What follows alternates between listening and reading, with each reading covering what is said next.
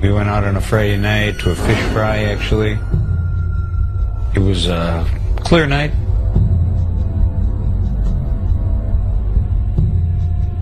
There's a bridge that we have to go across, and you have to make a left-hand turn right after the bridge. And I spotted something on the bridge in my headlights.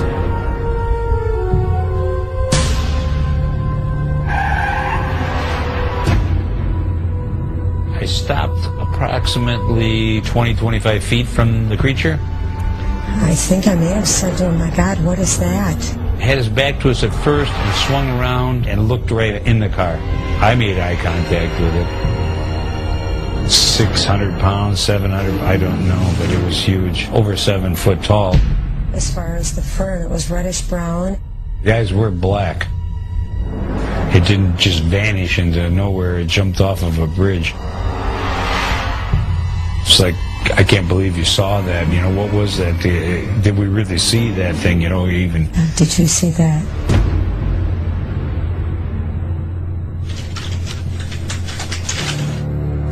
The witnesses that have talked to me seem very genuine in their stories. Linda Godfrey is a journalist and researcher who has investigated over 100 eyewitness accounts in Wisconsin, compiling them into a book called The Beast of Bray Road, an area where many sightings occurred. The witness group entails everybody from children to the very elderly, men, women, white collar, blue collar. I really believe that all of these witnesses have seen what they said they saw.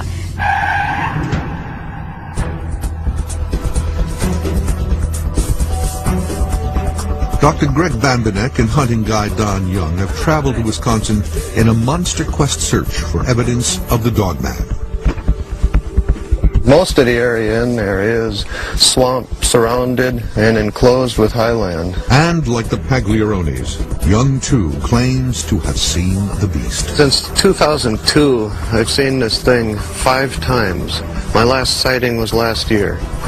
Last year alone, I had 3 sightings. In total, I've had 5. Young is a veteran hunter and guide. The thing that I seen was at least 6.5, 7 feet tall. The hair that it had was a brownish black. It had human-looking feet, eyes black. Bambenek believes most eyewitnesses are simply misidentifying a known animal like a bear or a wolf, but he is willing to investigate. One last thing, Dad. I need a DNA kit.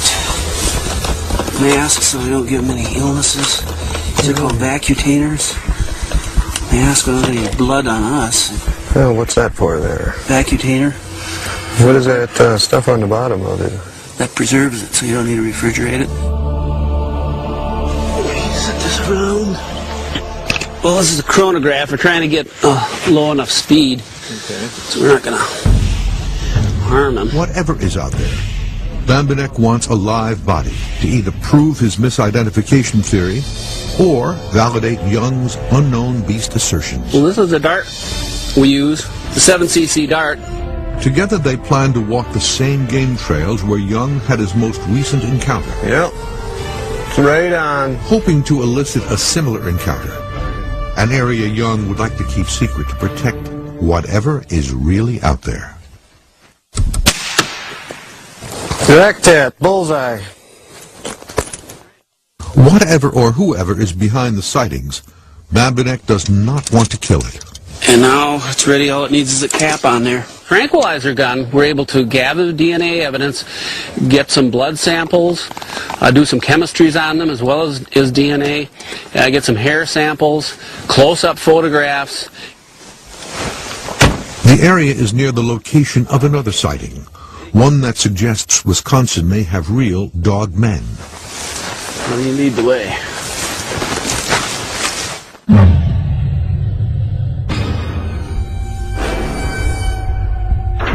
It was a lazy summer day.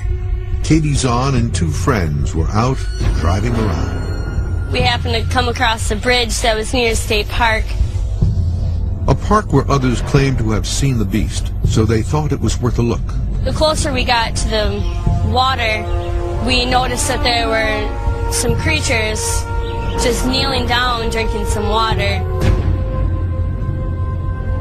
We noticed that they weren't humans, but they acted like humans, drinking water like a human would. They stood up and started to walk towards us. Let's get out of here.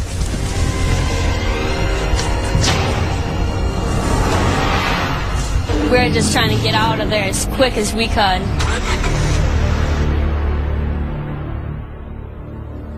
Katie Zahn, like other witnesses Linda Godfrey has interviewed, has never been subjected to scientific scrutiny. Until now. Zahn has agreed to undergo a polygraph examination. I think it'll prove a lot more than just what we have told. You know, I think it'll just kind of verify everything that has happened. A polygraph, commonly but incorrectly referred to as a lie detector, is a device that measures and records several physiological variables, such as blood pressure, pulse, respiration, and skin conductivity, while the subject is asked a series of questions.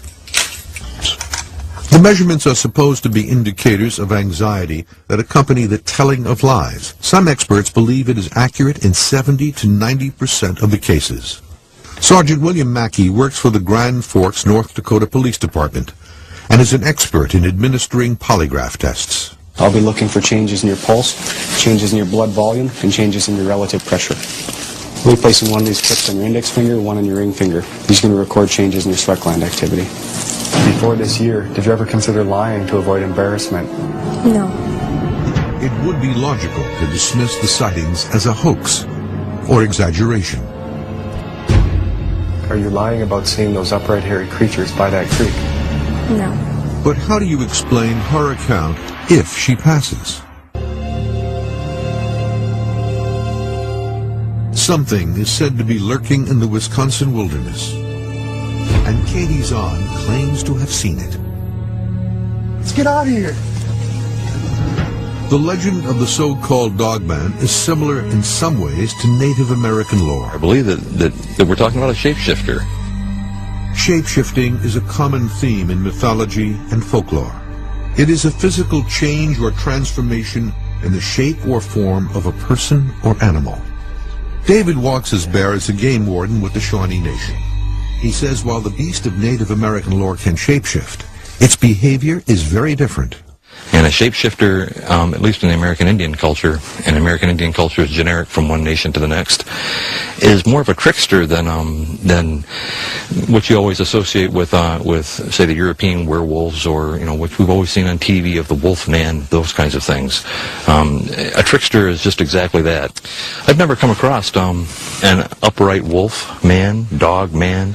That doesn't mean that I preclude these from being real. In European tradition, creatures like this are bloodthirsty, and there is one account that stands out.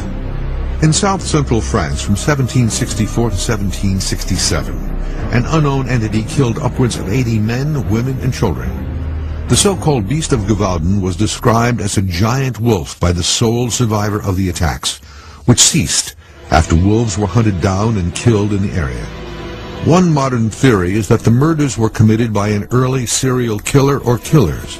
Another theory was that it was a pack of hungry wolves, yet people at the time called it a werewolf. They, like many Americans, may have been influenced by another folk legend dating back to the 13th century, the legend of the Woodhouse, or Wild Man of the Woods.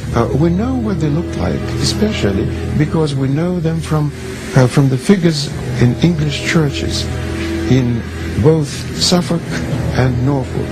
The carvings generally feature a giant hair-covered man, often carrying a club. They are usually described in a traditional way in which you would expect anyone living in a forest should be described.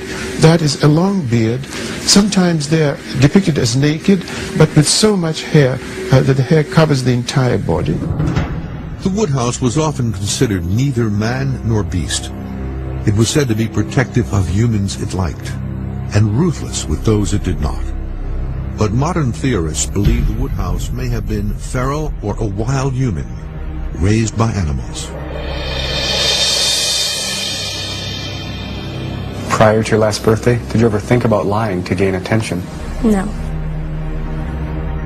Katie Zahn is one eyewitness that has agreed to a polygraph test. Prior to this year, did you ever deliberately lie to somebody who trusted you? No. Are you lying about seeing those upright hairy creatures by that creek? No. The results are revealing. The conclusion on Katie Zahn's polygraph was no deception indicated. It's my opinion that she was being truthful about seeing three animals walking on their hind legs down at the base of that bridge by the creek. The polygraph corroborates her story, to a point. However, it does not rule out misidentification.